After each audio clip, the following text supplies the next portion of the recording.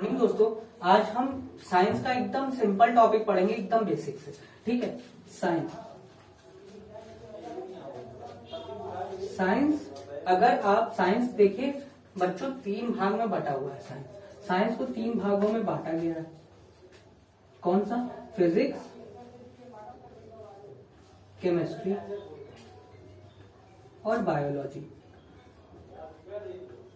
जैसे जैसे आप बड़े क्लास में जाएंगे तो ये भी अपना बढ़ता जाएगा, तो उसके बारे में बात नहीं करते हैं क्योंकि अभी हम बेसिक से पढ़ाना है। तो फिजिक्स, केमिस्ट्री, बायोलॉजी 3 सेक्शन में साइंस को डिवाइड किया गया है। ठीक है। इसके बाद भी कई सारे टॉपिक में बटा हुआ है। खैर, उसके बारे में अगर मैं बताने लगूंगा तो वीडियो बहुत लंबी हो जाएगी, तो मैं फिजिक्स का कुछ टॉपिक, कुछ केमिस्ट्री का टॉपिक बता देता हूँ। कोशिश करूंगा केमिस्ट्री का बता दूं, छोटा छोटा, एकदम प्यार से। सबसे पहले देखिए फिजिक्स, सबसे पहले फिजिक्स जब चालू होता है ना, तो 2 तरह की चीजें होती हैं। देखिए, इसमें बच्चे जो सीखते हैं, सबसे पहला जो चैप्टर होता है छोटे क्लास में, उसका जो मोशन से चालू होता है। ठीक है। तो मोशन क्या होता है? कोई भी बॉडी, कोई भी ऑब्जेक्ट है, कोई भी बॉल है, अगर हम उसको मूव करवाते हैं, वो अगर मूवमेंट में आती है, मतलब चाल ले लेता है, चाल का मतलब चाल बन जाता है। कोई एक बॉल है, बैट्समैन खेल रहा है, अभी कैरम बोर्ड कितना अच्छा खेला है। ठीक है। आपने देखा है 6 छक्के लगाए हैं, आपने करंट अफेयर में पढ़ा भी होगा, 6 छक्के लगा दिए, उसने बहुत अच्छा काम किया। तो बॉल में बैट से मारा ना बॉल को, तो बॉल उड़ के गया बाउंड्री पार, छक्का हुआ। तो ये जो बॉल मूवमेंट में आई, इसको हम कहते हैं मोशन। ठीक है। तो इसके कई सारे तरीके होते हैं, मतलब इसको नाम दिया गया है, बॉलों के नाम दिए गए। ठीक है। कई सारे इसके टाइप होते हैं। आपको समझ में आ रहा होगा मोशन क्या है। अगर कोई बॉडी है, अगर आपसे कोई पूछे कि व्हाट इज मोशन क्या है, तो अगर कोई बॉडी है, वो अगर 0 स्टेट में, अगर कोई बॉडी कोई चल नहीं रही है, अगर स्थिर बॉडी को अगर हम फोर्स लगा देते हैं और वो मूव करके एक जगह से दूसरे जगह पे डिस्प्लेस हो जाती है, एक जगह से, मेरी बातें सुनते रहिए, विस्थापन हो जाती है, एक जगह से दूसरी जगह पे विस्थापित हो जाती है, तो उसको हम मोशन कहते हैं। उस बॉडी को मोशन में लाना कहते हैं। मान लीजिए कोई, अब इसका दूसरा उदाहरण है, कोई बॉडी अगर चल रही है, मान लीजिए कैरन पोलार्ड ने बैट से मारा होता, तो एक तो बॉलर बॉल को फेंका, उसने फोर्स लगा के फेंका, तो क्या बॉल क्या है? मूवमेंट में आई, पहली बात।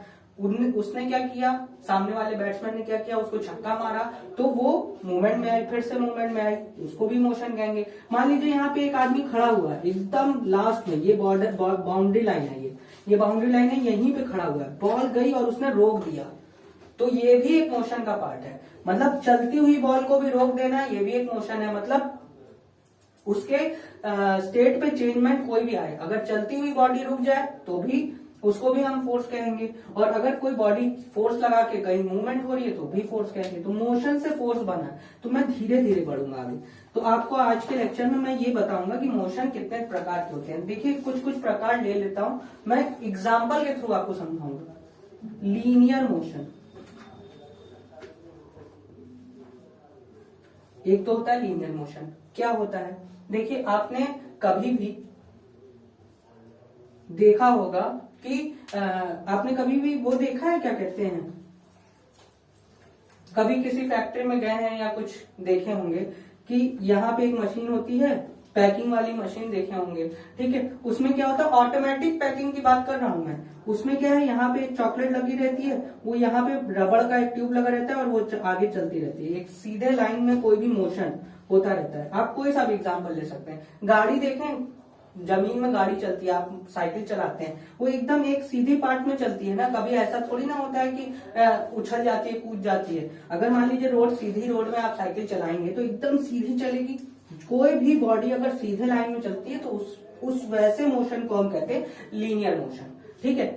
ये हो गया पहला एग्जांपल। आपने देखा होगा गायों का झुंड तो इधर उधर मुड़ के चलता है, लेकिन आपने कभी ऑब्जर्व किया है भैंस जो चलते हैं, भैंस आप जानते हैं ना, वो एकदम सीधे सीधे चलते हैं, एक के पीछे एक।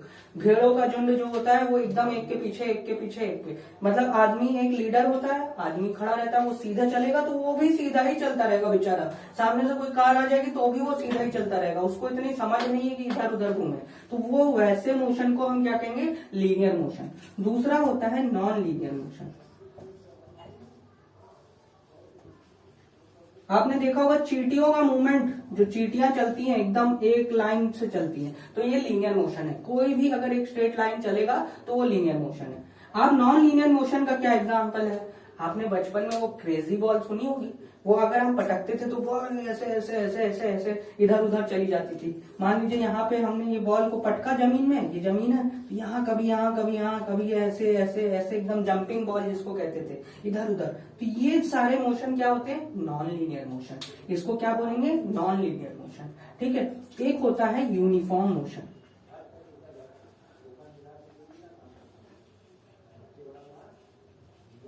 यूनिफॉर्म मोशन क्या होता है, देखिए यूनिफॉर्म मोशन वो मोशन होता है जो एक, अगर मान लीजिए वो सीधा जा रहा है तो वो सीधा ही जाएगा, वो अगर इस तरफ आ रहा है तो इधर ही आएगा, वो अगर ऊपर जा रहा है तो ऊपर ही जाएगा, वो नीचे जा रहा है तो नीचे जाएगा। कोई एक यूनिफॉर्म, ये इसी का पार्ट है, लीनियरी का पार्ट है। लीनियर क्या है, स्ट्रेट लाइन में चलने वाला मोशन को लीनियर मोशन कहते हैं। लेकिन यूनिफॉर्म मोशन क्या है, एक पैटर्न फॉलो करता है। देखिए ये कैसे है, आप बैंकों की लाइन में लगे रहते हैं ना, तो जहां पे काउंटर होता है वहीं पे आदमी जाते रहते हैं, एक के बाद एक के बाद एक के बाद, वो यूनिफॉर्म मोशन हो गया।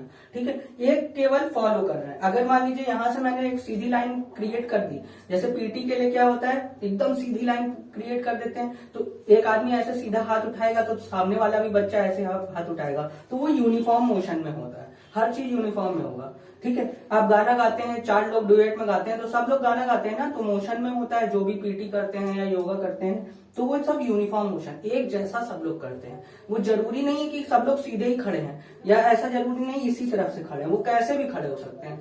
कभी कभार आप देखते होंगे योगा के जिम्नास्टिक एक के ऊपर एक के ऊपर एक के ऊपर खड़े हो जाते हैं, तो वो सब एक ही के ऊपर खड़े रहते हैं, ऊपर की तरफ, ऐसे नीचे की तरफ है। तो अगर कोई भी चींटियां ऊपर जाती है नीचे भी आती है, तो ये यूनिफॉर्म मोशन में करती है motion.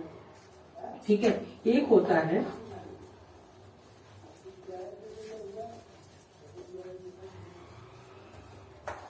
Periodic motion.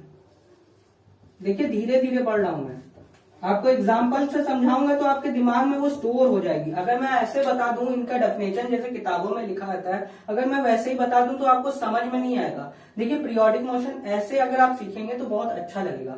Periodic motion क्या होता है, आपने वो घड़ी देखी है पुराने जमाने की, ठीक है, पुराने जमाने की, वो क्या होता है, एक बार ऐसे जाता है, फिर ऐसे आता है, फिर ऐसे जाता है, फिर ऐसे आता है, फिर ऐसे जाता है, ऐसे ऐसे चलता रहता है, तो वो होता है पीरियोडिक मोशन। ठीक है, उस मोशन को क्या कहेंगे, पीरियोडिक, एक पीरियड का इंटरवल। जैसे कि ये पेंडुलम जो बोलते हैं ना, पेंडुलम यहाँ ऐसे जाएगा, जितने सेकंड में यहाँ जाएगा, फिर वापस इतने ही सेकंड में यहाँ आएगा, फिर यहाँ पे जाएगा, यहाँ पे आके ऐसा पेंडुलम बनता है, वो ऐसे ही ऐसे ऐसे ही ऐसे दिन भर ऐसे ऐसे करता रहेगा, तो वो पीरियोडिक मोशन होगा। ठीक है, एक होता है, और थोड़े लंबे क्लास में जाएंगे तो पैराबोलिक मूवमेंट आता है, पैराबोलिक मोशन। देखिए ये क्या है, पैराबोला एक ऐसा शब्द है जो मैथ से निकला है। पैराबोला होता क्या है, जैसे ये है, आप अगर पैराबोला जान जाएंगे कि क्या होता है तब आप तुरंत एग्जांपल दे सकते हैं। देखिए ये पैराबोला है, ये पैराबोला है, तो ऐसा कुछ देखिए, यहाँ पे बैट्समैन खड़ा हुआ है, यहाँ पे बॉल छक्के के लिए मारा है, एकदम सीधे ऐसे जाएगी। ऐसा तो नहीं होगा कि ऐसे जाएगी लहराते हुए, ऐसे ऐसे ऊपर तो नहीं जाएगी, बॉल ऐसे जाएगी और ऐसे उतर जाएगी, एक पैराबोला का शेप बनाएगी, यानी कि एक इंद्रधनुष जैसा शेप बनाएगी। देखिए इंद्रधनुष जैसा शेप बन रहा है, यहाँ से मारेगी तो ऐसा तो नहीं होगा कि बॉल यहाँ हवा में जाके ऐसे ऐसे ऐसे ऐसे करके ऐसे ऐसे ऐसे करके तो जाएगी नहीं, वो एकदम सीधे जाएगी ना, वो एकदम सीधे जाएगी। आप खुद इमेजिन करिए, बॉल मारेंगे, फुटबॉल मारे चाहे बॉल मारे, जिसको फुटबॉल खेलना, अब आप सोचेंगे सर आप तो क्रिकेट का एग्जांपल ले रहे हैं, मुझे तो फुटबॉल पसंद है, कोई भी एग्जांपल, फुटबॉल मारेंगे तो एकदम ऐसे पैराबोलिक एक फंक्शन बनाएगी, एक पैराबोलिक का साइन बनाएंगे। पैराबोलिक हिंदी में अगर आपको समझना है तो इंद्रधनुष वाला, इंद्रधनुष वाला ऐसे सीधे ऐसे ही बनता है इंद्रधनुष, 7 कलरों से निकला हुआ है, तो वो भी फिजिक्स के अंदर टॉपिक आता है। इंद्रधनुष में 7 कलर होते हैं, वो भी मैं पढ़ाऊंगा। ठीक है, तो ये सारे मोशन का है। ठीक है, अब मोशन को कैलकुलेट कैसे करते हैं ज्यादा बोर नहीं करूंगा, ये आपको समझ में आ गया। मोशन के टाइप्स, मोशन क्या होता है, मोशन के टाइप्स क्या होते हैं। अब देखिए इसमें क्या होता है, मोशन के कुछ क्वेश्चन आते हैं। जैसे मोशन, अगर कोई भी बॉडी मोशन में आई, मान लीजिए कोई बॉडी है वो मोशन में आ गई, तो आदमी सबसे पहले क्या कहेगा कि भैया बॉल तो गई, लेकिन हमको ये एक जिज्ञासा रहती है ना, जैसे किरण पोलार्ड ने 6 छक्का मार तो दिया, 6 छक्का मार तो दिया किसी, लेकिन सब पूछेंगे ना कि भैया 6 छक्का मारा, इसमें से सबसे ज्यादा दूर छक्का मारने वाली कौन सी बॉल थी?